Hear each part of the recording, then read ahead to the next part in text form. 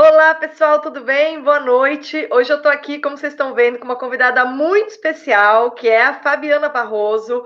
Muitos de vocês com certeza já estão inscritos no canal dela, mas para aqueles que não conhecem, já deixei na descrição, tá bom? O link para o canal dela. Assim, eu queria, antes de mais nada, deixar um agradecimento especial para Carla Campos, que é uma amiga que a gente tem em comum. A Carla, ela que fez esse banner da capa que vocês estão vendo, em homenagem à Carla, eu coloquei a minha blusa rosa no tom do banner que ela fez, tá? Porque foi ela que fez, achei super gentil. Ela falou que estava muito animada por essa live. A Carla, vocês não sabem, é uma figura de bastidores, assim, que tem um super bom gosto. Agora ela está ajudando o pessoal da Shockwave. Aliás, se vocês não acompanham a Shockwave com a Ju Ginger, eu nunca sei falar o nome dela, Fabiana, como é que é? É Ju Ginger. Eu acho que também Ginger. eu acho que é Ginger, talvez. É que é um trabalho incrível que eles fazem lá, tá? Se vocês ainda não acompanham a Shockwave, acompanhem. A gente entrevistou ela também na Esmeril de março, certo? E hoje eu trouxe a Fabiana Barroso, por quê? Porque ela é uma das pessoas que mais tem falado sobre os problemas de abuso de poder que envolvem conflitos entre prefeitura, Ministério Público, e ela é uma pessoa assim, tudo bem, como vocês estão vendo, não é ela que parece com a Barbie foi inspirada nela, tá? Uma mulher lindíssima, arrasadora, com esse cabelo que não temos palavras, né? O cabelo perfeito. E assim, você é uma atriz da Barbie, né, Fabiana? Fala a verdade. Quando eu mostrei você para minha filha, ela ficou encantada, né? Porque você realmente tem um biotipo muito que lembra muito. E aí, por mais que vocês imaginem que ela é uma moça, é uma pessoa já super experiente em direito e tem feito um serviço muito importante no YouTube para fazer análise político-jurídica dos problemas, porque a gente vive essa judicialização desgraçada, e se a gente não conta com alguém que fala fácil e realmente sabe do que está falando, a gente fica ferrado, a gente acaba sendo enrolado por esses pilantras todos, tá? Então, eu acompanho, as análises delas são claras. Essa é a maior qualidade do canal, tá? Então, quando vocês tiverem qualquer dúvida sobre problemas de enrolação do judiciário ferrando conosco, acompanhe as análises da Fabiana que vocês vão se esclarecer. Então, em primeiro lugar, eu queria que você falasse um pouco para o pessoal que está vendo como é que você vê esse conflito entre prefeitura e Ministério Público, né? A gente tem várias prefeituras querendo abrir, o Ministério Público se mete. Como é que os prefeitos que estão sendo pressionados pelas populações podem lidar com esse abuso de poder por parte do Ministério Público, que deveria, na verdade, vigiar e impedir abusos de poder, né? Como que é isso? Primeiro, deixa eu falar também boa noite Claro. aí, pessoal inscrito aí do canal da Bruna. Eu também acompanho seu trabalho, viu, Bruna? E aí eu fico muito honrada porque nós somos, eu já me coloco junto, nós somos mulheres aí muito bem formadas, né? Eu agradeço a Deus essa oportunidade e sei também que Deus que preparou todo esse momento. Então, realmente você falou, eu sou formada já desde 2002, tenho pós-graduação pela PUC em Direito Tributário, minha especialização é essa, mas desde contexto político e jurídico, eu sempre tive que fazer essas análises, né? Isso faz parte do dia a dia, e já faz um tempo que eu entrei com tudo. Primeiro eu entrei no Twitter eu ganhei lá meu exército de war, né? Eu nunca tenho meu exército de war, mas o pessoal muito legal comigo, eu recebo muito carinho, porque eu realmente faço isso. Eu sempre tentei tirar um pouco o juridiquês do meio. Então, eu traduzia simultaneamente os julgados lá do STF, né, em dia já tinha virado clássico, né, que era 6-5, 5-6, a gente lembra? Então, eu fazia isso, acompanhava basicamente todo o julgamento e ficava ali traduzindo para o pessoal, e isso me trouxe vários bons amigos. Um aí que você falou é a Carla, agradeço a Carla, né, a Carla Campos, que é uma pessoa de bastidor, mas é muito querida. Uhum. E também me deixou participar de grupos assim que eu tenho muita honra, né? Como, por exemplo, o Movimento Avança Brasil, que lá no Conselho, eu faço parte do Conselho, e junto no Conselho está o professor Olavo de Carvalho, então, assim, é uma honra, e feitar amizade com tantas pessoas, né? Pessoal legal, do bem.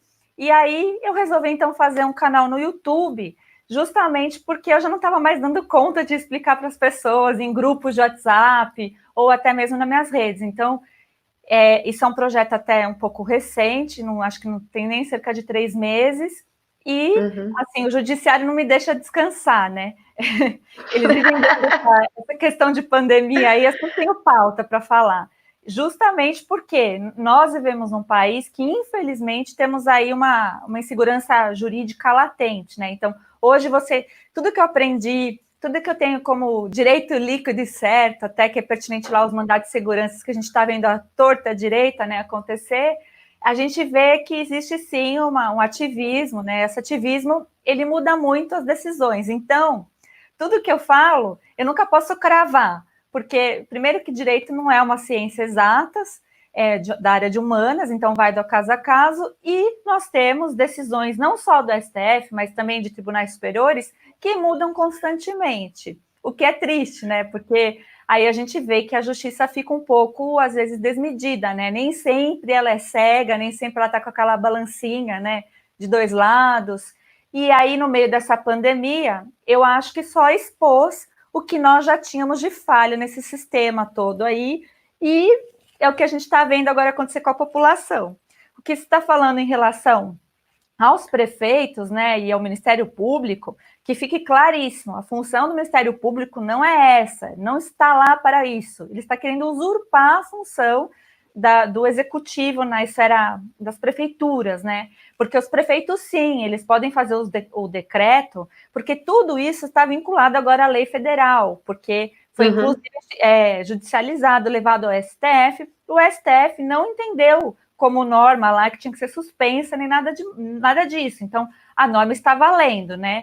Então, toda a lei que vem aí, seja do governo, de governadores ou de prefeitos, elas têm que obedecer lá a lei que foi votada e está valendo, que é a lei federal aí que está da calamidade pública.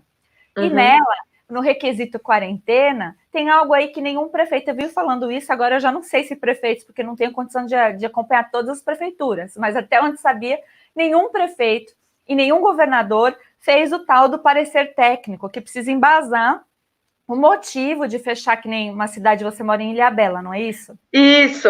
Cidades como Ilhabela, por quê, né? Qual a tecnicidade disso? Ele tem que laudar isso, ser protocolado aqui na Secretaria de Saúde do Estado de São Paulo, e, por sua vez, isso tem que ser protocolado na Anvisa. E aí, só com a autorização é que poderia fazer isso. Então, nada disso foi feito. Nada o que a gente vê, assim, na verdade, são gritos e gritos para ver quem é que pode mais, né? E fica muito distante. Quando não tem justiça, né, nesse nível aí, existe essa bagunça. Então, a gente vê em determinado tribunal dando tal coisa, outro tribunal dando outra coisa, sendo que o Brasil, ele não é federalizado, né, que cada governo ali, cada estado tem a sua lei específica, bem pelo contrário, né, nós somos uniformes, não é igual os Estados Unidos lá, que vale pena de morte no estado, no outro não vale, aqui não.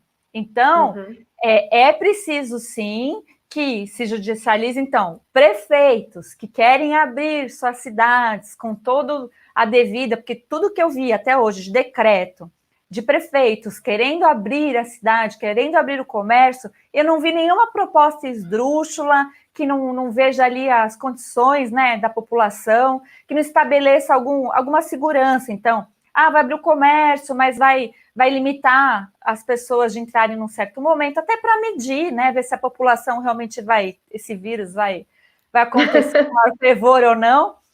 E a gente tem visto assim, esses decretos vêm lá ao Ministério Público e não faz nem como deveria, ele simplesmente faz uma recomendação para o prefeito. Então, o prefeito é só uma recomendação, porque se o Ministério Público quiser fazer, ele vai ter que levar isso à justiça, né? Ele vai ter que subir ali com uma ação pertinente, e aí o que eu tenho visto é que os tribunais têm decidido sim, para que os seus prefeitos, então, normatizem através de decreto como é que tem que funcionar em cada cidade, né? E sempre aí, eu sempre digo, volto a lembrar aqui, que nenhum deles estão colocando em petição nenhuma. Essa história do critério técnico, tá? Então, eu sei que desembestei aqui a falar, desculpa. Não, mas tá certo. É importante porque a gente fica confuso, né? A gente tem Aqui, eu vou dar um exemplo de Ilhabela, que é uma cidadezinha pequena, é fácil para o pessoal entender. Aqui só se entra de balsa. Aí o que aconteceu? As pessoas, evidente que recorreram a travessias clandestinas, porque as pessoas não podem ficar presas. O processo para obter autorização para sair é muito difícil, é muito burocrático, o sistema não funciona, né? No dia que eu voltei, eu tinha documento, eu tinha toda a documentação para voltar normalmente, o sistema não estava funcionando, e os caras, o sistema não funciona, eu tinha que ir para São Paulo, fazer um mandado de segurança, esse mandado de segurança demorou uma semana para sair, foi indeferido, a minha advogada recorreu, e assim, o erro foi tão crasso por parte do juiz que saiu na imprensa da cidade, né? E assim, àquela altura, o secretário de saúde já havia corrigido o erro do sistema e já havia colocado a permissão para eu entrar, porque ele viu que foi um erro, né? Então, assim, e o Ministério Público aqui passou vergonha, o juiz, o Ministério Público, porque cometeram um erro crasso. Só que o que acontece? As pessoas não vão ficar esperando uma semana para resolver um problema. E aí as travessias, os barcos começaram a atravessar as pessoas, né? Isso acontece, a gente tá vendo, tá cheio de turista aqui. Então, o objetivo era conter turista, os turistas vieram por travessia clandestina. Então, assim, foi uma decisão. E assim, algumas vezes a prefeita quis reabrir a cidade, e aí o Ministério Público de São Paulo enviou essa recomendação, como você está dizendo, a prefeita, que é uma pessoa muito simples, muito ignorante, para falar aqui a palavra correta, na verdade ela é vice, ela assumiu de um cara que foi cassado, de tão corrupto que era, fez licitação tão violenta que foi cassado. Aí o que aconteceu é que o Ministério Público fala uma coisinha, ela acha que tem valor de lei, né? Justamente porque é uma pessoa que está no executivo que ela nem sabe a diferença entre executivo e Ministério Público, para dar um exemplo. Agora, e o abuso de poder das prefeituras, Fabiana? Como você vê, no caso de guarda municipal prendendo gente? Como que você avalia? É bem complicado. A questão dos GCMs, né, que é a guarda municipal aí das prefeituras, a gente vai ver ali na Constituição que eles não têm competência jurisdicional. Acho que isso já está até mais que certo, porque as pessoas, como você falou, as pessoas que são simples, que não têm ali acesso às informações, até elas mesmas, diante lá daquela senhora que foi detida, diante daquele comerciante que foi bem brutal, né? Ele teve um ataque ali de epilepsia, uma coisa bem assim violenta, né? O rapaz estava até de máscara. Então, assim, a população como um todo vai atrás, já quer saber o que faz, como que se procede. Então, acho que as pessoas, de uma forma geral, elas buscam a informação já, e eu tenho até respondido muitas questões desse tipo.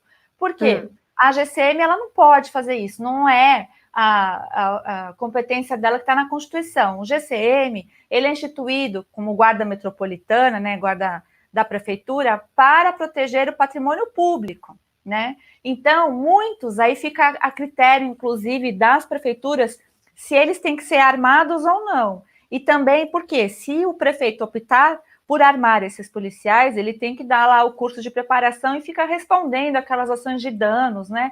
Tão complicadas. Então, realmente, isso não compete ao GCM. O GCM está ali para cuidar dos monumentos, né? Do que é público na esfera ainda municipal.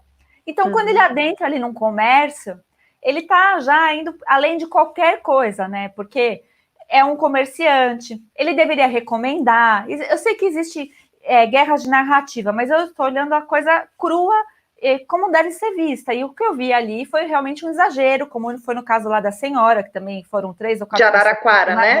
De Araraquara. Ela foi colocada, né, de frente para o chão, e aí ficou aquele mimimi todo dos policiais dizendo que ela havia mordido, mas ela foi sufocada, né? Então, foi a única parte dela que ficou livre ali foi a boca. Então, assim, a gente vê que por narrativas políticas estão flexibilizando direitos e garantias individuais, né? E que isso, de forma nenhuma, deveria ser relativizado.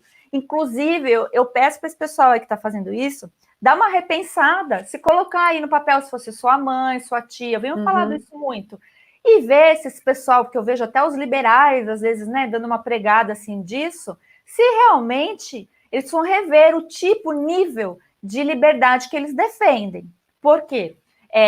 Qual a liberdade que tem que ser? Porque quando que você pode realmente, pela lei, né, fazer algo do tipo? Eles ainda estão colocando lá, eu acho até bizarro ver a conduta lá como se fosse provável infecção, né? Como se fosse dolosa das pessoas. E assim, a pessoa nem fez teste, não está doente. Então, ou seja, são ilações do que existe dentro do Código Penal para caracterizar algo do indivíduo, para tolir ele de um direito que é muito maior, que é o direito de ir e vir, e para também forçá-lo a uma situação quarentenada, que não existe até agora nenhum embasamento aí científico de que a quarentena ela é positiva ou negativa, né? O que a gente sabe é que, na verdade, os governos optaram por isso porque não sabiam o que fazer em relação ao vírus. Hoje já temos uma situação diferente, hoje já são 30, 40 dias do próprio vírus aqui no Brasil, e que a gente tem situações.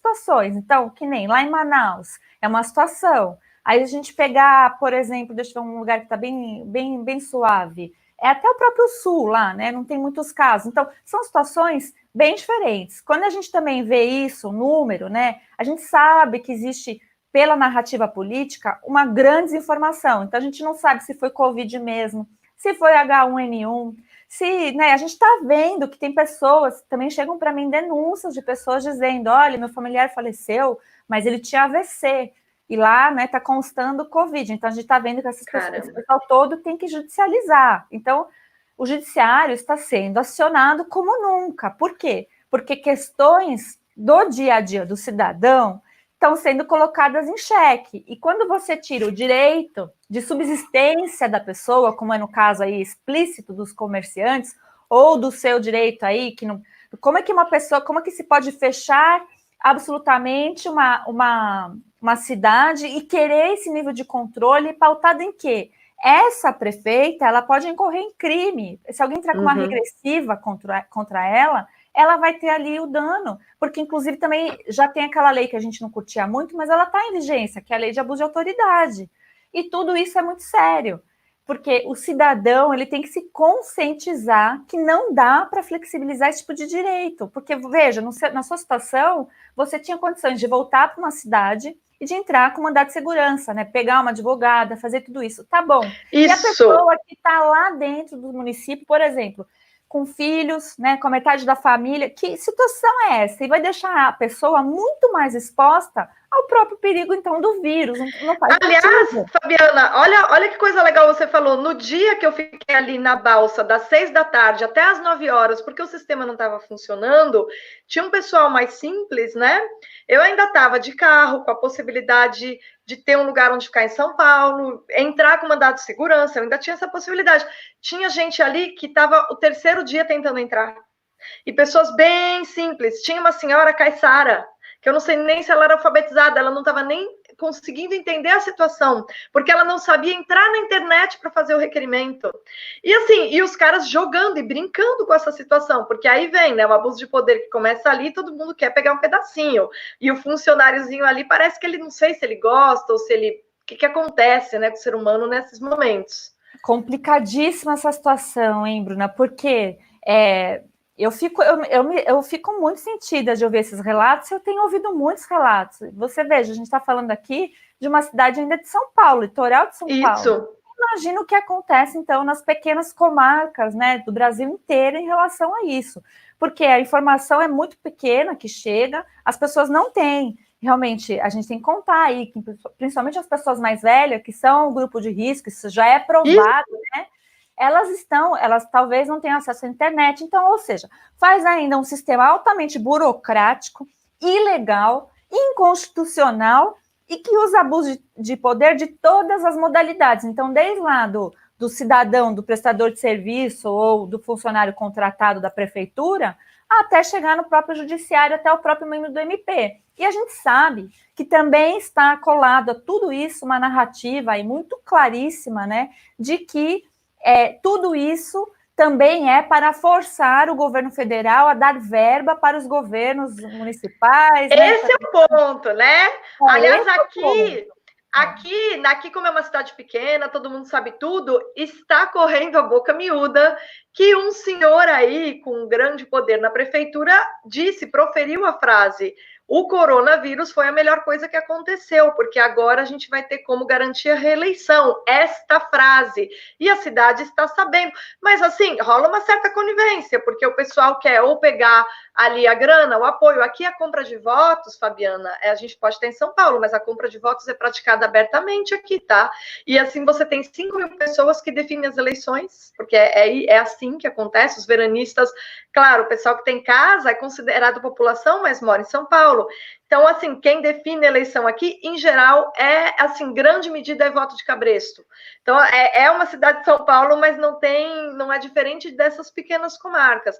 Agora, uma outra coisa que eu queria te perguntar é, quando eu fiz um vídeo fazendo uma crítica bem violenta a esses funcionários, né, que dizem, estou cumprindo ordens e com isso abusam e maltratam o seu próximo, uma pessoa da Secretaria de Segurança Pública do Estado de São Paulo entrou em contato comigo no Facebook, ficou lá me contestando, conversando comigo na caixinha do Messenger, querendo me dizer que aquilo era direito administrativo, que eu estava falando besteira, que eu era uma fraude, que eu era uma idiota, porque o funcionário é obrigado a cumprir ordem, sim, e que o meu discurso moral era um discurso falso. E aí eu falei para ela, olha, eu estou falando com base na filosofia do direito, eu estou tentando pensar o que são direitos.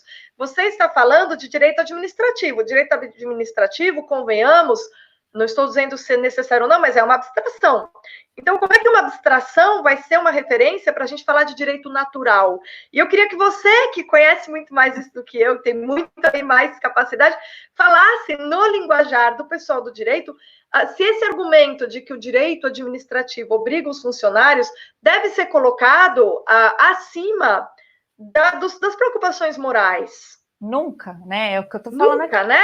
Jamais podemos relativizar garantias e direitos individuais, né? As garantias que a esquerda fez tão bem, né? Inclusive do contraditório, digo a esse cidadão aí que chamou que existe o direito ao contraditório. Então, ele vai dizer alguma coisa, ele não espere aqui na ponta que o funcionário que repassar uma ordem, ele não vai ser arguido, né, perguntado sobre a ordem que ele está fazendo, porque até o cidadão mais básico ali, o mais simples, sabe que existe ali os seus direitos, né? Veja o discurso daquela senhora que foi detida lá em Araraquara. Ela disse, basicamente, o que dá para colocar numa petição, né? Ela falou, olha, isso aqui é direito constitucional, e é isso mesmo, né? O direito, até o direito administrativo, quando chega ali na ponta, se aquele funcionário está vendo, ele precisa ter a ótica inteira, ele não tem que cumprir uma ordem, pronto, acabou, não. Inclusive, ordem que for manifestamente ilegal, né, existe sim o respaldo de não ser cumprido.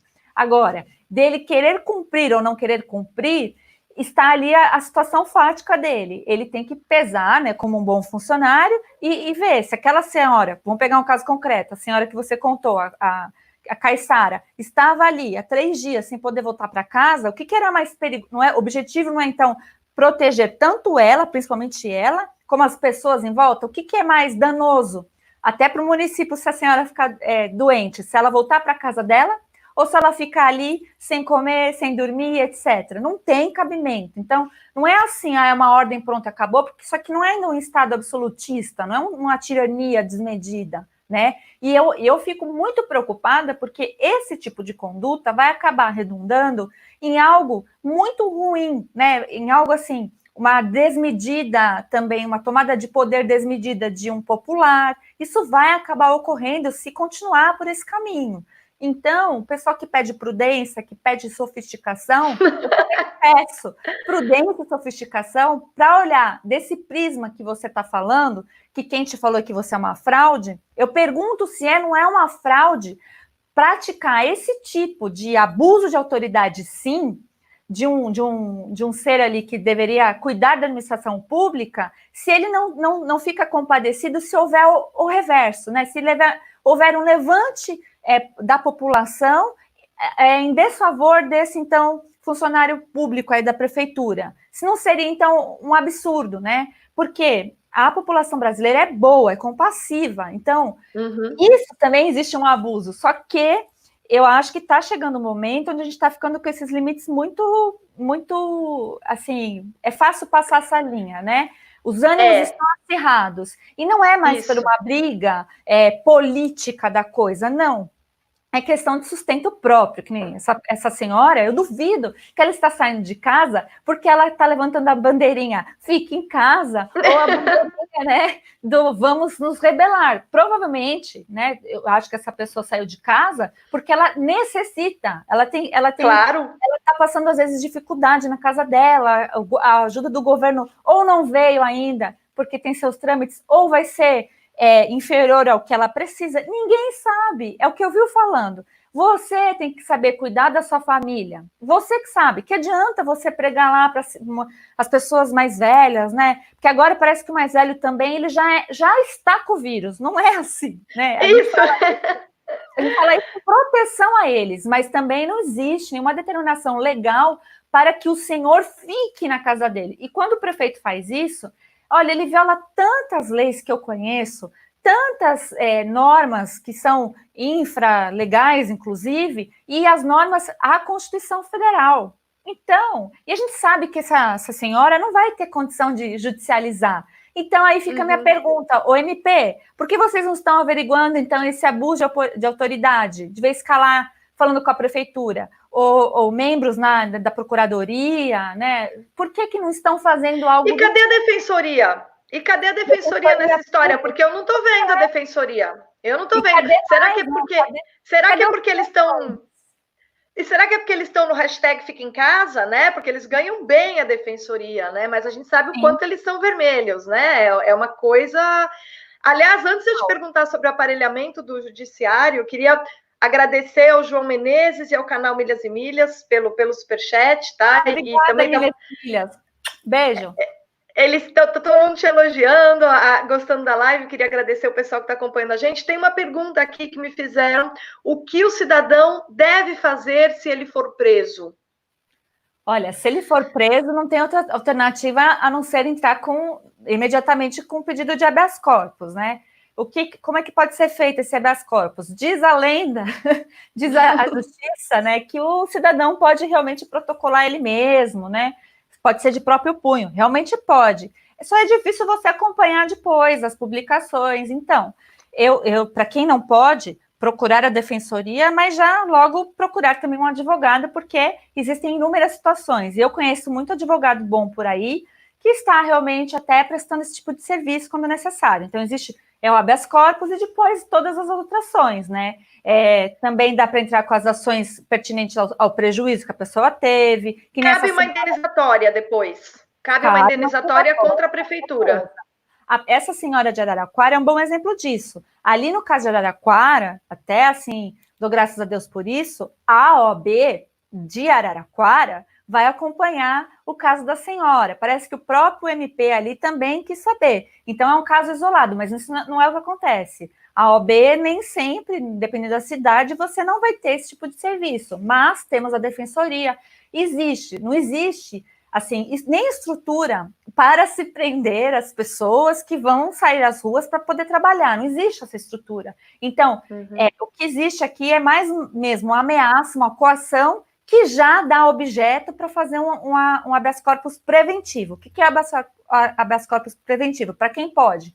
É o caso a caso, não dá muito para fazer coletivo. A gente tinha pensado um pouco nisso, mas se complica em termos práticos. A pessoa que está com eminente risco, que sabe que vai sair, que tem condição de entrar num tribunal e pedir, peça. Fala, olha, eu preciso sair para trabalhar, minha profissão é tal coisa e eu preciso aqui trabalhar. Por quê? Se ela for parada por um ente da prefeitura, ou polícia militar, ou sei lá, ela vai ter lá com um salvo-conduto, que ela pode ir e vir, porque o trabalho dela é X ou Y. Na escala lá do que é essencial ou não, fica muito difícil, porque serviços essenciais também precisam de serviços de terceiros, né? Exato! É a atividade fim e acabou. Não, serviços essenciais precisam das outras atividades. E aí eu acho que fica muito triste e pesada a conta para os prestadores de serviços e para os comerciantes de coisas que não são serviços essenciais. Porque como que eles vão fazer? Eles vão deixar, vai passar agora, vai vir o Dia das Mães, né? Que é o segundo Natal dos comerciantes. Eles vão realmente esperar, dia 8, que é o que o Dória falou aqui para o estado de São Paulo, eles deveriam se unir, eu tenho dado esse conselho, para pegar lá associações comerciais das cidades, dos bairros, depende do caso a caso, e judicializar. Se não tiver associação, que é até melhor, porque muitas associações já estão lá também aparelhadas, também se unir com um ou dois, ou fazer sozinho, mas não deixe, se você tiver condição, judicialize. Tente abrir seu comércio para sobreviver, porque o Dia das Mães vem aí, e a gente sabe que tá todo mundo assim, quebrou de uma forma geral, né? Tá difícil para todo mundo. Mas eu acho que é muito assim, fantasioso exigir do cidadão comum que não pratique o Dia das Mães, ainda mais isso ficou mais latente na sociedade, né? Nunca a gente, eu, por exemplo, posso dizer por mim, que estou distante da minha mãe, que minha mãe mora em outra cidade, a gente está respeitando todas essas regras. Eu nunca, assim, acho que talvez tenha ficado com tanta saudade, tanta vontade de dar um presente para minha mãe, sendo presencial ou não, tá? Então, assim, por favor, eu preciso. Aí fala, mas o comércio eletrônico, tá bom, a gente tá falando de mim, da minha situação, mas nem todo mundo é assim. E o comércio, ele tem que abrir as portas, ele tem que começar a enfrentar, ele vai receber multa, tudo ele vai começar a recorrer, porque na hora que for judicializar, esses decretos em si, eles são manifestamente ilegal ali, porque eles não têm esses laudos que eu estou dizendo da Anvisa, e a lei foi clara nisso. Nossa, então, isso você tá me deixando tão feliz falando tudo isso, Fabiana, porque você praticamente está falando que todos os comerciantes que enfrentarem esses decretos abusivos vão ganhar no final. Em direito a gente nunca pode garantir algo desse tipo. Eu estou falando digamos, tem base, né? Pelo bom senso e pelo que está estipulado na lei federal, né, que instituiu a calamidade, tem depois as atividades essenciais, e tem realmente o ministro Marco Aurélio, quando ele foi falar ali já, logo da primeira vez, ele já havia dito nesse sentido, quem deturpou foi a mídia. Ele disse que havia competência concorrente e que tinha, assim, a necessidade desse laudo que eu estou falando, esse laudo técnico, de dizer, olha, eu preciso, por exemplo, fechar o bairro da Moca, em São Paulo, porque o bairro da Moca está, sei lá, com o número de Covid ali que virou impraticável. Então, a subprefeitura da Moca poderia, de alguma forma, fazer algo. Aí sim, a gente precisa ver essas situações realmente, né? E mesmo assim, isso é bem discutível na justiça, né? Mas é isso que se propôs a lei federal e foi isso que o STF entendeu como correto. Fora disso, é ilegal e é inconstitucional. Então, eu disse lá para o prefeito de Araçatuba, o prefeito Dimas, eu falei, por favor, em frente e reabra o seu comércio, porque ele tinha colocado condições até bem, assim, plausíveis, né, que não colocava ninguém em risco. Por quê? A gente vê também que não é a realidade, que você está me falando aí um monte de caiçara esperando uma balsa, usando transporte clandestino e podendo sofrer acidente, ficar doente, e aí sim, acabar com todas as vagas e leitos de hospital da cidade. E turistas entrando naturalmente, e assim, não dá nem para chamar de transporte clandestino, porque aqui é uma ilha, as pessoas têm barco. Quem tem barco vai vir para sua casa de barco, isso acontece. E aí, às vezes, quem tem barco aproveita, traz uma pessoa de lá, entende? Na gentileza, porque ninguém é tão... Se você olhando um ser humano ali, você está com um barco, de uma situação dessa, se você não colocar... É até assim, você fala, meu Deus, né? É a cidadania. É claro. É uma questão de cidadania. Né? E olha, fica muito complicado, porque as pessoas pagam todos os impostos pertinentes ao que é a cidadania também. Tanto essa senhora aí, como também o dono do barco. Então, olha, é muito complicado isso que estão falando, porque a gente vê, é desmedido eu ver uma decisão judicial dizendo que tem que se cumprir, por exemplo, decisões da OMS, né, Organização Mundial da Saúde. Não existe isso. A gente, de tudo, a gente tem a nossa própria legislação. Isso é supranacional, né? Ou seja, é aquela famosa... O pessoal do seu canal aqui, tenho certeza que já é sábio disso, então dá para falar. Mas essas coisas de organização mundial, né? Aquele governo mundial, a gente já sabe que é um ensaio para que esse pessoal aí quer fazer. E aí a gente tem que lutar mais ainda, porque é o Ocidente que está mantendo isso de pé. Então, não é só uma questão de legitimar o seu direito instantâneo. É uma questão de defender coisas que você não vai abrir mão nunca na sua vida, porque... É uma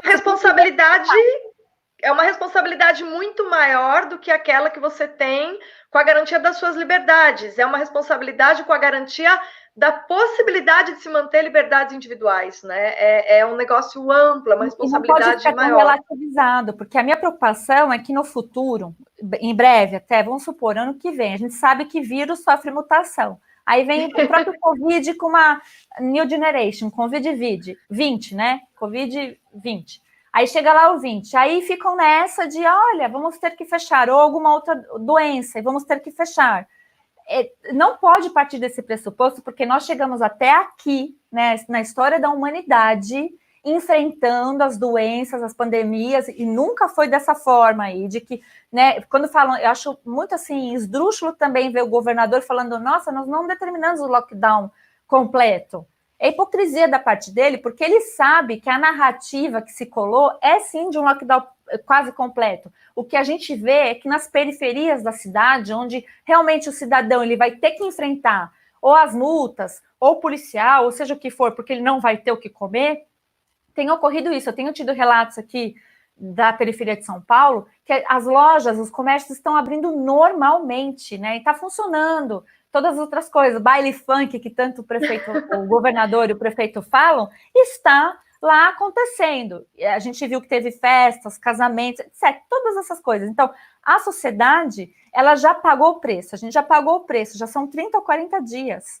E não tem mais como pagar esse preço, porque também outra coisa que vendem, né, nesse conjunto todo aí, é de que, olha, está 70% dos leitos preenchidos.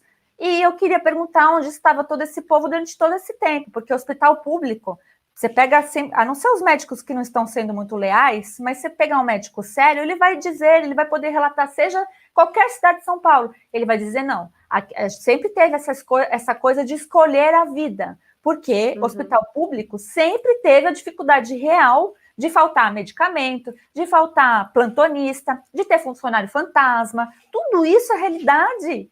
E aí agora estão falando, olha, 70% está cheio, mas gente, era 100%. Então, ou seja, exato, sempre foi superlotado. Uma ótima observação. Uma coisa que me perguntaram aqui pra gente, eu queria que você comentassem, é o pessoal que estranhou um pouco, o silêncio do Moro, que é o nosso ministro da Justiça e da Segurança Pública, nessa situação toda, né? Porque a gente viu que realmente ficou um cabo de guerra aí, STF, prefeito, uma politização total, um interesse realmente eleitoreiro, né? As pessoas instrumentalizaram o Covid para pegar recursos, isso ficou claro. Foi legal o Roberto Jefferson ter falado, porque como ele tem um histórico de bandido consumado, ele é alguém que sabe, ele entende, ele é do ramo, né? Então, quando ele fala, o pessoal, eu vi aí no Twitter, o pessoal começou a dizer que agora a direita, os conservadores têm o Jefferson como ídolo, a nova esquerda tentou colar essa narrativa. Falei, não é isso não, vocês não estão entendendo nada, é que como a gente sabe que ele é do ramo, a gente acha que ninguém é melhor do que ele para falar o que está acontecendo. Se ele está falando, ele sabe, é com conhecimento de causa, e ele fez um bem, sim, e é o segundo bem que ele fez, assim, cada pecador que se entenda, né, com Deus, e aí, e ele está tentando, né, fazer algo, dar um alerta. Agora, o que você acha do papel do Moro vendo esse monte de coisa acontecer? Como você avalia? Então, no passado, quando a gente via os outros ministros da Justiça, a gente via, assim, uma conduta do ministro da Justiça muito bem, assim, na defensiva dos presidentes, etc. O que é o papel ali do AGU, a gente via os ministros da Justiça tomarem a frente a AGU é a Advocacia Geral da União, sim, né? A gente via muito isso. Já no Ministério do Moro, a gente precisa entender um pouco a parte estrutural. Foi um pouco modificado, porque é um super ministério. Então, é o Ministério da Justiça e o Ministério da Segurança. Eu vejo o Moro, a figura do Moro hoje, muito mais na atividade como ministro da Segurança. Tanto que ele não parou de fazer apreensão em drogas, né? Essa parte aí da segurança do ministro Moro está muito bem feita. O alinhamento com a própria Polícia Federal, da história dele de vida ali, né, por ter sido magistrado.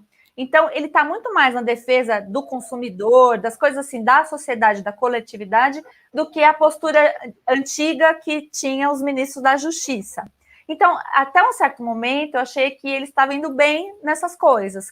Eu comecei a me preocupar quando ele talvez não entrou na agenda como ele deveria, né? O que eu penso que ele poderia ter feito, mas é o cenário ideal, né? Ele poderia realmente ter suportado, ver os direitos do cidadão, né? Perguntar a questão desses governantes, dos governadores, dos prefeitos que colocaram GCM, porque ele sabe ali. Então, essas manifestações do Moro ficou um pouco dúbia para o cidadão comum, né? O cidadão comum começou a se perguntar, mas a gente tem que entender o projeto que existe do Moro, pessoal dele, né? O projeto dele é um. E o Bolsonaro, por outro lado, deu uma liberdade para o Moro fazer tudo isso. Até o que a gente viu hoje no dia, né, de hoje, foi uma manipulação de mercado, e que eu acho que foi a bomba ali que foi detonada propositalmente para expor uma situação dessa. E o que a gente vê é o Moro extremamente irritado, e com razão, porque parece que o que houve ali não foi o que falaram, né? O que houve ali houve ali um aumento das munições por decreto de 200, passou para 300, e pelo que eu soube, tá? O Valeixo lá, que é o delegado, ele ficou chateado com isso e ele pediu para sair. Então, sim, o 02 ali, o 01 da polícia pediu para sair. E pedindo para sair, então foi essa situação. E estavam se discutindo ali quem seria o substituto. Pelo que eu apurei foi isso, que se pode mudar essas informações, sim, mas pelo que eu sei foi isso, tanto que vem o Moro ali, já está falando através da assessoria dele que não houve nada disso, né? Então, aliás, mas um detalhe, Fabiana, o que eu achei interessante é que o Moro, ele abriu um canal de denúncias, e esse canal de denúncias, todas as prefeituras que estão aí, digamos, envolvidas no Covidão, porque o pessoal, o Moro não se pronunciou quanto aos casos, tal, mas ele, como ministro da Justiça, o canal ao combate à corrupção, tá ali, é só você mandar a sua denúncia. É a linha que ele adotou, ele vem na história de vida dele agregando para nós. Então, o que ele foi muito bom? Ao combate à corrupção. E o que ele pode ser muito bom e que já está fazendo o Congresso Nacional tremer, que eu acredito que essa notícia até foi plantada aí hoje, justamente por isso, porque vem o Covidão aí. E eu quero que, foi até o Roberto Jefferson que falou, né? O Roberto Jefferson, veja, como cidadã, eu não posso deslegitimar o que ele está dizendo, porque se é um cidadão que cometeu um crime e ele pagou por esse crime, está nas ruas, não é como Lula, não é como Dirceu, né? A situação do Roberto Jefferson é diferenciada, e também porque ele está na frente de um partido político nenhum no Brasil. Eu posso dizer que a gente conta com eles. Esqueça partido, a gente tem que olhar as pessoas. Mas o Roberto Jefferson, ele deflagrou ali o mensalão, e as declarações que ele deu no passado se comprovaram. Hoje, as declarações que ele disse, a gente vê indícios também, né? A gente não é idiota, a gente está vendo indícios de que realmente o que ele disse tem que ser apurado, tem que ser visto. Existe um exagero, um aproveitamento também do pessoal sensacionalista? Existe sim, a gente tem que sempre tentar ter um equilíbrio nas narrativas, né? O mandado de segurança que 2 advogados colocaram, que agora o Celso de Mello está pedindo lá, tudo isso aí está acontecendo. Quando eu li o mandado de segurança, eu dei risada, porque para mim não tem feito. Para mim, ele serviria de papel para calçar a mesa, né? Descreve, fala por quê?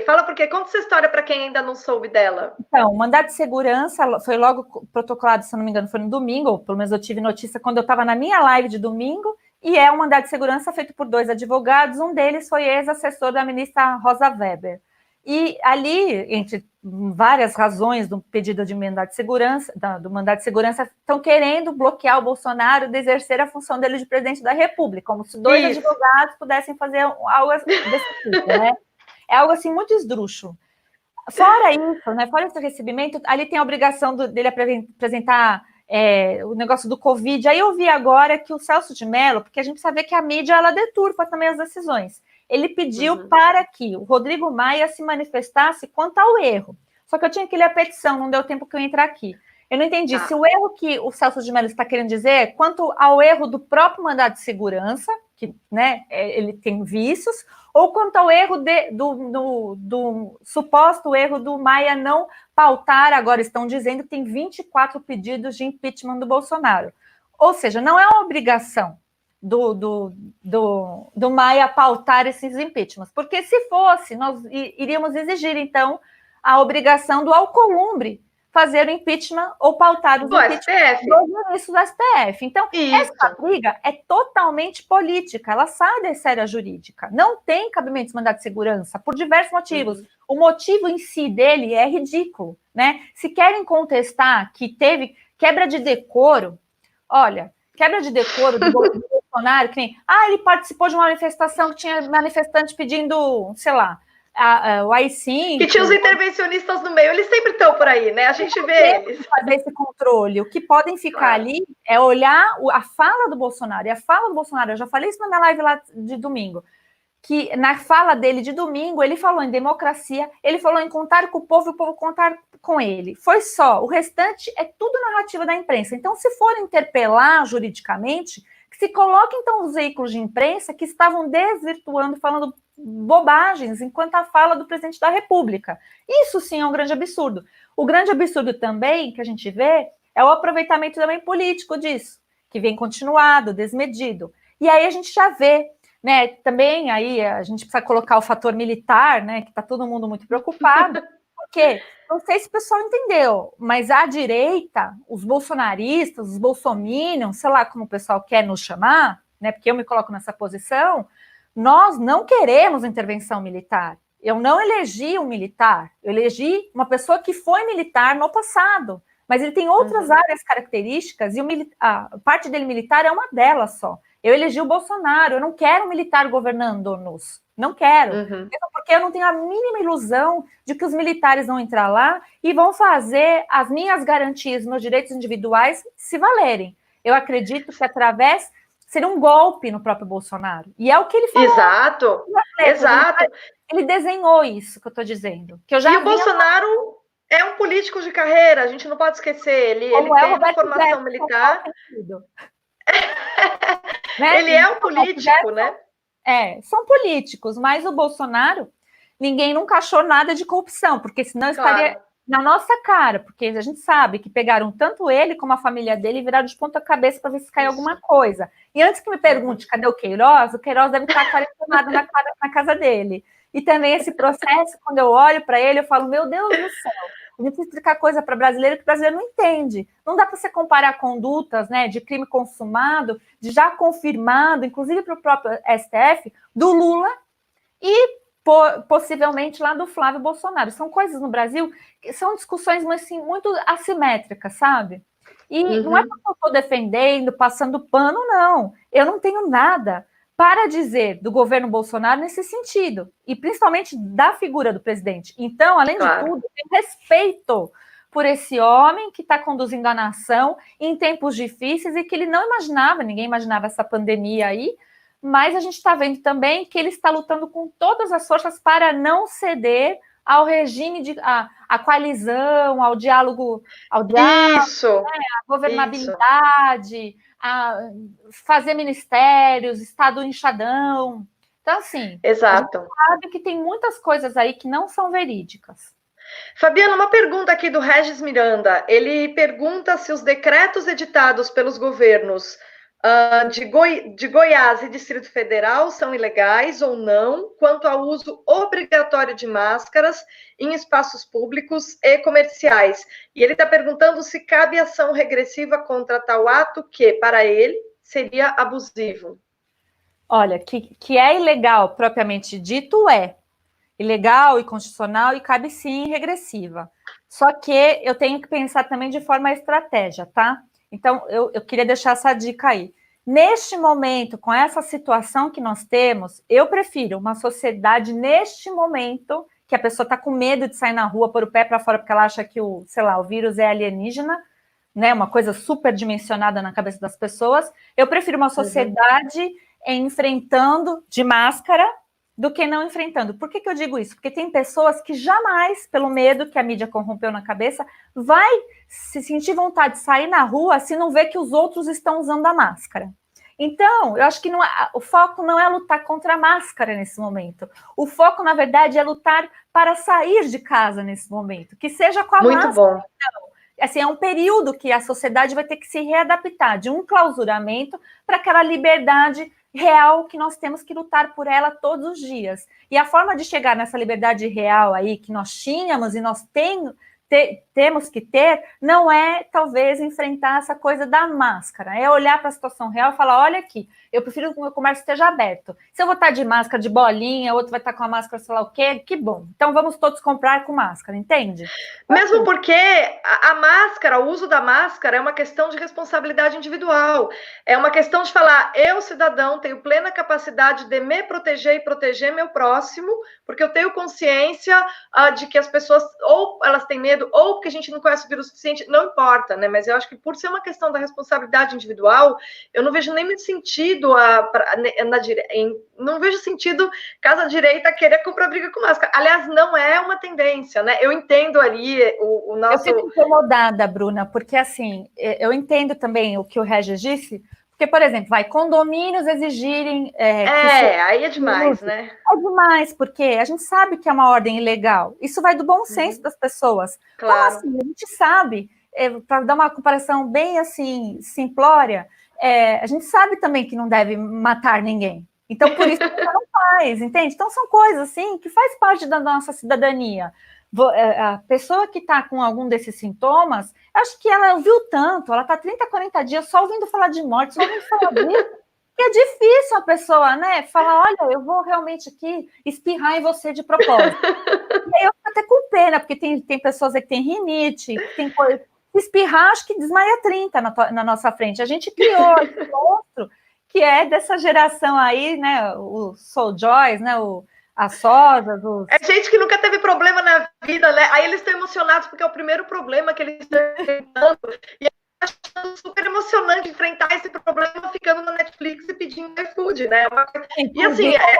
A Netflix subiu aí de números, eles vão ser super próximos. Eu vi hoje. É absurdo a quantidade. Então, realmente, então existe isso. Então, esse pessoal realmente está consumindo mais Netflix, o que eu fico com uma grande na minha consciência, porque o pessoal mais jovem tem tantos livros para ler, né? Tantas coisas, inclusive que depois a Netflix vai lá e produz, tá? Só que com uma qualidade bem inferior. Então, vocês podiam começar a ler na fonte, né? Para poder ter um pouco mais de...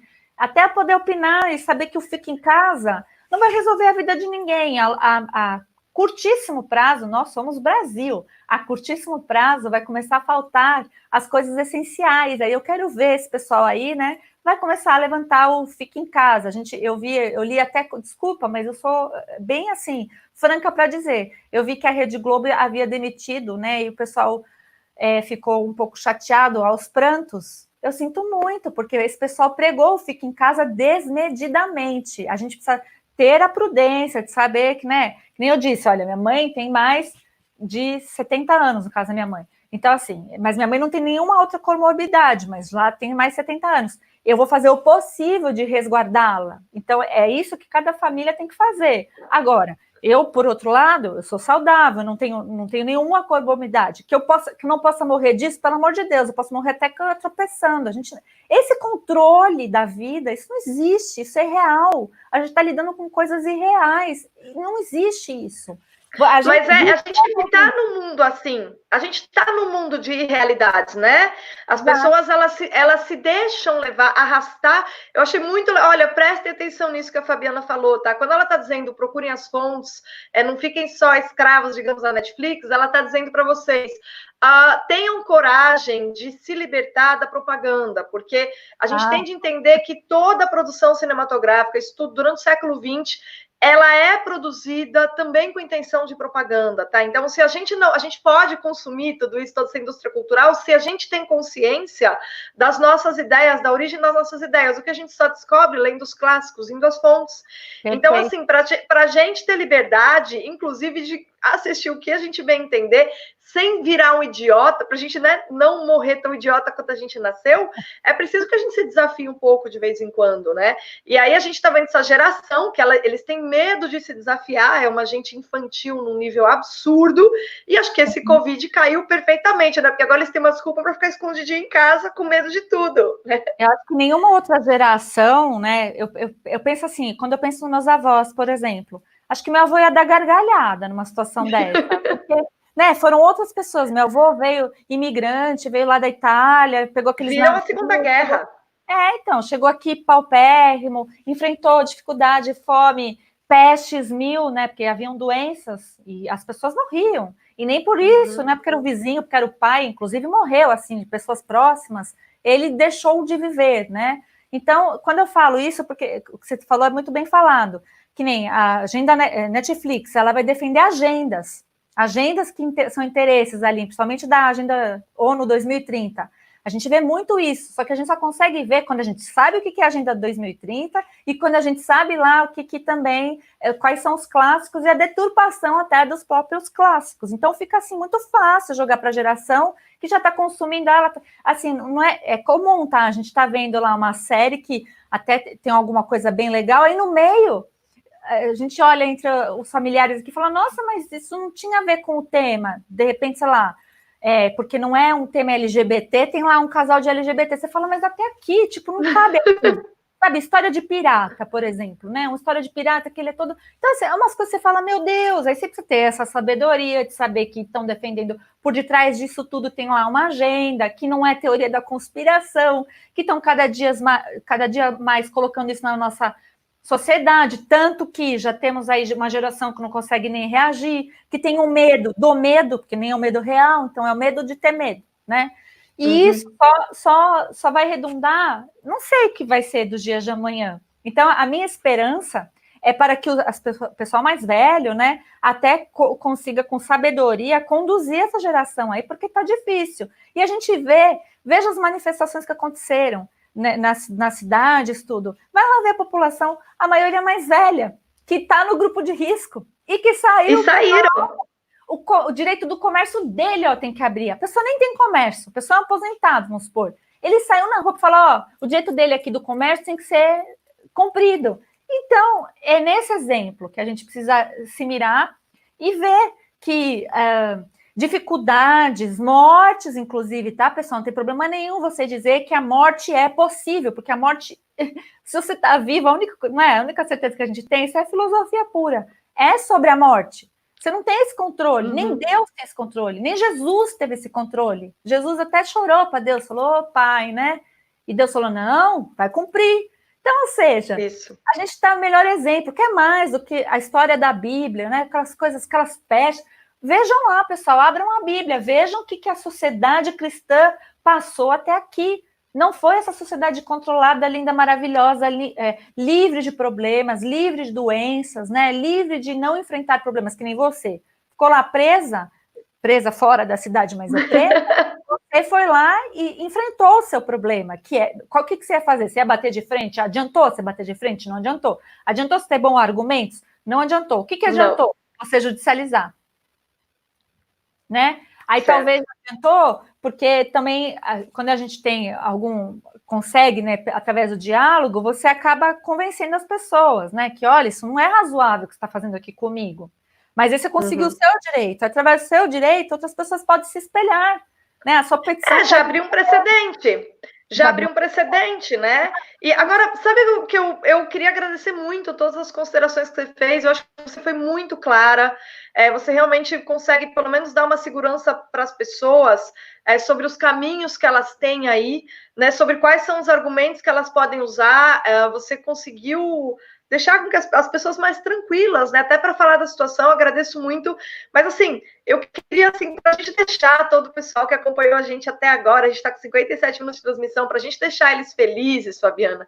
Vamos, assim, dar um presente para a nossa audiência. Eu queria que você comentasse o que você achou dessa história da Joyce e do marido, dessa licitação estranha, que eu não sei se você acompanhou a estranha licitação do marido da Joyce com o Witzel, né? Por que eu estou falando da Joyce? Porque a Joyce, para mim, ela representa um caso de abuso de poder, em que sentido?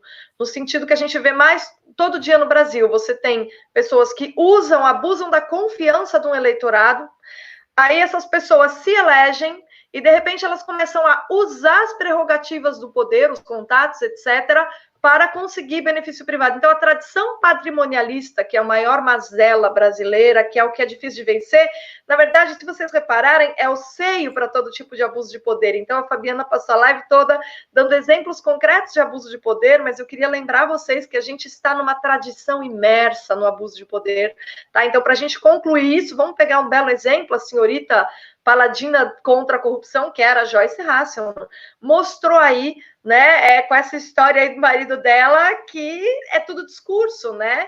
Eu queria que você comentasse, como que você leu, se você acompanhou, se aquilo foi legal mesmo, como fala dessa história para a gente encerrar? Sincera, eu não olhei a situação, eu li as notícias, né? Então eu não peguei na fonte, como eu sempre faço, porque as coisas eu tenho que ler na fonte, porque a notícia é sempre um pouco desvirtuada. Mas o que eu vi? Eu vi que foi lá dito que havia probabilidade, vamos pôr assim, né, de uma fraude, de uma licitação, de uma corrupção, de um superfaturamento do marido da Joyce, e depois ela ameaçou todos que haviam falado com processos, né? Disse, olha, eu vou processar você. Então, assim, de um lado nós vemos ali que pode haver. Só que a prestação de contas, ela é obrigatória, ela está lá na lei, tá? Então, a obrigação do Estado prestar as contas. Não é porque não tem licitação que não se deve prestar contas. Então, esse contrato específico aí, se houve com o marido da Joyce no Rio de Janeiro, esse contrato tem que ser prestado contas. É o que vai vir fazer o Covidão, que está todo mundo aí com medo que o Moro vai vir fazer, né? O Disque Denúncia e etc. O Moro vai ficar na cola, sabe por quê? Porque o tanto de verba que está sendo distribuída, se nós não cuidarmos, como já aparece, já há indícios de que existe corrupção, a gente vai chegar muito perto do mensalão. Então, a gente vai ter o Covidão. Isso é real. O que o Roberto Jefferson falou ali, eu não sou uma cidadã que tenha cometido crimes, então não precisa acreditar nele. Eu estou falando pela minha experiência aí que eu tenho, né? Que o dinheiro público se escoa pelos ralos. Então, essa situação aí da Joyce, ela tem que ser apurada e tem que ser punida se houve esse tipo de conduta, tanto na figura do marido dela lá, tanto na figura do próprio governador. Então, a gente já tem aí que presidente da República sofreu a sanção pertinente ao crime. Tem outros aí pendurados que já vão chegar, tá? Essas condenações vão chegar. Então, a gente já tem exemplo. E o Whitson, como ex-juiz, ele sabe melhor do que eu isso. Então, o que eu tenho pedido para fazer? Ô, Joyce, ao invés de você perder tempo de falar que você vai processar e aumentar ainda o trabalho do judiciário, que já é atolado, eu peço que essa energia você faça para prestar as contas. Simples. Preste contas. Muito bom. Se for bom, se for assim, lícito, se não tiver nenhum objeto aí de licitude, não tem nada mais justo do que você usar o seu contraditório não para ameaçar, mas para esclarecer. Então, o que eu te peço, Joyce, é transparência. Muito bom. Fabiana, estão aqui perguntando se você... É porque você sabe, né? O pessoal às vezes vê, a gente faz um trabalho no YouTube, o pessoal está tão preocupado com falta de opção para votar em político que eles falam, você tem que ser deputado, você que entende de direito, que tem experiência, que sabe falar fácil, que consegue comunicar, fazer pontes entre... Você lida com a Constituição, né? Você tem uma maturidade que não se vê em todo lugar, que você sabe que... Provavelmente você sabe que a Constituição de 88 é uma porcaria, mas é com ela que você tem de lidar, então você parte do que você tem. Então você tem essa clareza. Você que tem todas essas habilidades, esses talentos juntos, você pensa em de repente, eu sei que é sacrificado, eu sei que é chato, mas você assumiria assim o desafio de no futuro tentar uma legislatura, deputada, senadora, alguma coisa? Eu sigo nessa linha o conselho do professor Olavo. Eu entendi muito bem, tá? Eu acho que eu posso contribuir muito melhor para ajudar as pessoas a se informarem, a formar uma base conservadora sólida que vai gerar frutos, né? Então, assim, eu pretendo contribuir nesse sentido, com certeza. Então, eu me coloco à disposição, a criação do meu canal é para isso mesmo, é para formar essas bases, né? Para a gente saber o que é certo ou errado na sociedade. Então, eu acho que eu posso contribuir muito mais nisso. Também tenho ajudado, né, nos bastidores, o que eu posso, escrevo artigos, o que eu posso fazer, eu faço nesse sentido, de amadurecer, assim como eu tive meu processo lá, né, de sair de faculdade de Direito, como o próprio Olavo também, né, eu nunca fui petista, viu, professor Olavo? Essa eu nunca fui, eu nunca votei no PT, porque eu tive um avô que já era, mexia um pouco com política, e ele já desde criança falava para mim, esse pessoal aí é estranho, então eu sempre soube. Eu não fui enganada nesse sentido, então, mas eu sei que eu sou minoria, ainda mais fazendo direito, ainda mais ter passado pela PUC, tudo mais. Mas eu acho que eu posso contribuir muito mais nisso. Eu só fico assim porque realmente eu não sei o dia de amanhã. Nesse dia, nesse contexto aqui do Brasil, eu veria com muita preocupação, Porque eu não teria, por exemplo, na Lesp, seria muito difícil para eu me controlar ali no meio, e eu sei como eu sou. Então, teria que já ter um outro ambiente, né? Quando eu vejo cargos um pouco maiores, também, eu fico preocupada. E a própria história desse pessoal aí, que se falava como eu estou falando, e depois pularam de barco, que é uma caso da Janaína Pascoal, que é da Joyce Hassman, eu não lidaria bem com esse tipo de conduta delas, embora eu não seja igual, viu, pessoal? Eu sou loira, eu não sou jornalista igual a Joyce Hassman, eu sou advogada, e a minha intenção não é no blá, blá, blá, porque eu não tenho nada para ganhar nisso. Eu continuar na minha carreira normal, eu continuo. A minha intenção é realmente informar e fazer com que as pessoas reconheçam esses ideais aí de cunho conservador, né? Então, a minha bandeira, além de tudo, sempre é levantar a bandeira do conservadorismo. E eu só iria para a política em casos extremos. Então, assim, se o pessoal quer mesmo falar para eu ser alguma coisa, um dia, quando eu tiver, daqui 20 anos, talvez, eu gostaria de uma cadeira no STF. Se eu falar isso que não, é hipocrisia, todo jurista sonha. Ah, você... Não, eu nunca fui nada, né? Eu sou advogada, gente. Nunca fui promotora, nunca fui magistrada, tá? Mas a gente já tem pessoas que é presidente hoje do Superior Tribunal Federal e também não foram. Aliás, talvez não tenham advogado feito o número de audiências que eu já fiz na minha vida. Então, assim, sonhar não custa nada. Então, se fosse em questão de sonho, meu sonho iria muito mais para esse sentido. Mas também... Que é a sua área. A minha realidade, assim, é bem o pé no chão. Eu acho que, realmente, eu tenho tudo para crescer até no próprio YouTube, tá? Então, o que eu nunca imaginei na minha vida, a gente nunca sabe os planos de Deus, que aí eu ponho na mão de Deus mesmo, na cota de Deus. Eu sou cotista de Deus. A única cota que eu admito, né? É essa. Então, essa conta aí, a conta, vai nas mãos de Deus. Eu acho, sim, que eu tenho tudo para ajudar, né? Porque a gente vê tantos canais aí desinformando ou fazendo um sensacionalismo. Tem pessoas que não dormem, porque quando ouvem um youtuber falar, esse papel eu nunca vou fazer, a não ser quando o negócio for grave mesmo, que fala, pessoal, pelo amor de Deus, vamos fazer aqui, fazer um levante aqui, porque senão o negócio não vai dar. E também essas condições, eu sei que eu estou me alongando, mas só para ficar claro, a gente precisa tomar cuidado com essas características revolucionárias, elas existem, né? Ela não é coisa só fruto da esquerda, todo o sistema político que existe, talvez através só de uma revolução, mas eu também acho que no futuro eu posso contribuir para formar uma constituinte no Brasil, que aí seria mudar essa Constituição, que é sim uma Constituição esquerdista, né, feita pelo Ulisses Guimarães e sua companhia, e que não dá realmente para ter o que seria ideal, porque a própria Constituição não nos deixa. Então, mas eu creio que não dá para romper assim de uma hora para outra, porque também não temos estrutura, não temos nem quem substituir, fazer constituinte. Então, isso faz parte, é a coisa que o brasileiro gosta de ser imediatista, né? Eu sei que o pessoal fala isso por extremo carinho, por ver uma luz, etc. Mas juntos, eu chamo as pessoas que juntos, né, você aí na sua comunidade, também pode abraçar uma causa, assim como eu estou fazendo, eu optei por ter canal no YouTube, etc., mas a pessoa pode, sim, também ajudar na comunidade dela, seja da maneira que for. E aí, juntos, né, a gente vai conseguir fazer esse ideal aí, que eu não acho que é difícil, não. O Brasil é jovem, de história, e a gente tem muito para construir, muito. Tá aí o professor Olavo, né, que já passou por tantas coisas e a gente vê ali ainda em construção. Ele é ainda um homem em construção e vai deixar um legado maravilhoso. Assim, já deixou, né?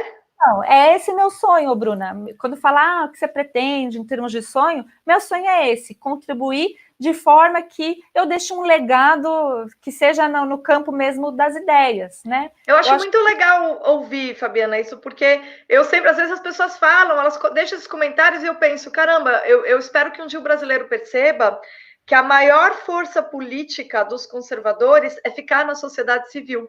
Claro que a gente tem que ter os nossos aliados em política, mas, assim, o número de pessoas atuantes na sociedade civil, quanto maior ele for, mais poder a gente vai dar, porque o poder não está nos cargos, como diz o próprio Olavo. O poder não está nos cargos, o poder está na sociedade civil, está na cultura. Então, está na capacidade que a gente tem de influenciar as pessoas e de mobilizar na sociedade civil, né? E então muito legal ouvir isso de você, porque para mim eu acho é algo complicado na direita, né? Você tem muito oportunista Sim. infiltrado, muita gente Sim. louca por cargo, querendo se fazer. Então Sim. eu fico feliz de ver aí mais uma pessoa muito mais preocupada em fortalecer a sociedade civil. Pessoal, se vocês não sabem, Fabiana Barroso também é colunista do Brasil Sem Medo, tá? Vocês que não assinam ainda, se quiserem ter acesso aos textos dela no Brasil Sem Medo, eu faço propaganda mesmo, porque eu gosto do Brasil Sem Medo, é um projeto muito legal, tocado aí pelo Silvio Grimaldo, com o aval do professor Olavo, então assinem, certo? Acompanhem ela no canal do YouTube, você está sempre por aí, né? Todas as redes, é só procurar a Fabiana Barroso. Tem uma outra Fabiana Barroso que é filha do Adilson Barroso, que é dono de um partido. Pessoal, não me confundam com ela, tá? Eu sou outra pessoa, mas quando coloca, graças a Deus também, quando você coloca a Fabiana Barroso, é difícil você não achar eu mesma, tá? Vocês vão ver, eu sou eu. Então é fácil ver, Fabiana Barroso em todas as redes. É meu frente lá, se quiser falar comigo, uma forma mais fácil é no Twitter e é no aberto. Às vezes eu não consigo ver tá, a quantidade que eu recebo de DMs. Eu achei que eu fosse conseguir, mas, gente, está quase impossível. Eu peço até perdão. Então, quando eu posso, eu respondo, mesmo DM. Quando eu posso, eu respondo. Eu faço o máximo que eu posso. Mas eu tenho recebido muito pedido de ajuda e de pessoas desesperadas. Então, fica até difícil, às vezes, eu solucionar, eu selecionar na hora, falar, olha, eu vou olhar essa petição aqui, porque são coisas que eu tenho que parar, para não dar também um conselho ali, né? Eu estou dando só conselho, viu, pessoal? Viu, OAB? É só conselho. Aliás, não tenho medo também da OAB. Sinto muito, mas também estou falando a verdade, né? Então, na verdade, eu tento entrar e responder essas coisas de forma coletiva, porque quando eu respondo algo coletivo, eu ajudo todo mundo, né? E o que você falou muito bem, Bruna, se a gente conseguir mobilizar, já você for uma boa influência, que seja para o seu vizinho, né, para uma geração que vai por vir, a gente espelhar um pouco nos conselhos dos nossos avós, dos nossos pais, a gente vai estar fazendo algo para a sociedade, talvez que não tenha nem como mensurar, e esse é o melhor bem que a gente pode deixar, né? E eu agradeço a oportunidade, fica aqui um convite para quando deixa eu chegar pelo menos 20 mil seguidores, estou quase. Inscritos, na verdade, né, no YouTube. Quando eu tiver, vou fazer questão... Mas você está lá já. Canal. A gente faz uma troca... já está nos 20 mil. Já tô? Então foi eu o acho certo. Que já. Obrigada, pessoal da Bruna. Vocês me ajudaram a chegar nos 20 mil, até comemoro, porque eu vejo outros canais aí tão grandes, né? O pessoal que pinta os cabelos, esquisito, e com vários milhões... O pessoal fica vendo vídeo na TikTok, que fala, nem sei se é TikTok. Isso, uma coisa boba, né? Sem, né? Ô, pessoal, venha ver a gente. Eu sei que a gente fala muito, mas pega um trechinho um dia, outro dia um trechinho. Sempre vão aprender. O canal da Bruna é um canal realmente... Olha, aprendi demais, viu, Bruna? O que você falou de conceito de segredo de Estado, eu nunca mais esqueci. Foi você que me deu esse conceito. Então, assim... Que legal. A gente aprende sempre com um pouquinho. E tem muitos canais bons aí, tá, gente? Então, não é por falta de... Não precisa ficar vendo live aí desses pessoal esquisito também. Nada de ver BBB. BBB a gente não vai mudar nada. Filma a tua própria casa que é igual. Só não é bonito porque é fake. Aquilo é fake. Ninguém é daquele jeito. Então, fica esse meu pedido. Agradeço demais a oportunidade, Bruna. 2 mulheres falantes, né? O pessoal deve estar falando, nossa, como fala. Eu agradeço, espero que a gente tenha a oportunidade de se conhecer pessoalmente, e acho que isso com certeza vai acontecer, e eu fico feliz, obrigada a todos os seus inscritos, pessoal aí da Bruna, obrigada, eu sei que vocês me receberam com carinho, com certeza, e eu espero também te receber, viu, Bruna? Tá, mas para mim vai ser um prazer, tá? A hora que você quiser, você pode marcar, e a gente combina ali. Tá, muito obrigada, então, pessoal que ficou até o fim, muito obrigada, foi um prazer muito grande ter você aqui hoje, Fabiana. Eu que agradeço. E espero que a gente tenha a chance de ter outras conversas como essa, tá bom? Faremos sim, obrigada, beijos, pessoal. Tchau, boa noite. Boa noite.